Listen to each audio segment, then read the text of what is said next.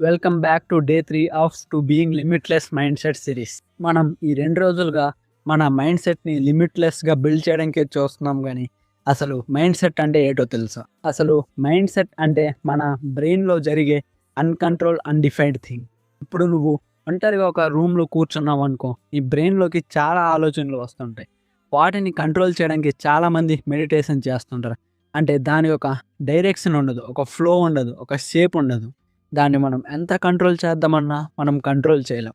దాన్ని కంట్రోల్ చేయాలంటే మనల్ని మనం వాటర్ లాగా అనుకోవాలి. వాటర్‌కి షేప్ ఉండదు, ఒక డైరెక్షన్ ఉండదు. దాన్ని కప్‌లో వేస్తే కప్‌లాగా, బాటిల్‌లో వేస్తే బాటిల్‌లాగా మనం ఏ డైరెక్షన్ చూపిస్తే ఆ డైరెక్షన్‌లో వెళ్తది. ఇది నేను కాదు, స్వయంగా బ్రూస్ లీ గారే చెప్పారు. Be formless, shapeless, like water. కాబట్టి మన లైఫ్‌లో మనం ఏదో ఒక గోల్‌ని పెట్టుకోవాలి. ఏదో ఒక మంచి గోల్‌ని గనక పెట్టుకొని కరెక్ట్ ఫ్లోతో దాందుకు వెళ్తే గనక మనం లైఫ్‌లో దేన్నైనా సాధించగలం. ఈ రోజుటికి ఇంతే. మళ్ళీ డే 4లో మనం కలుసుకుందాం.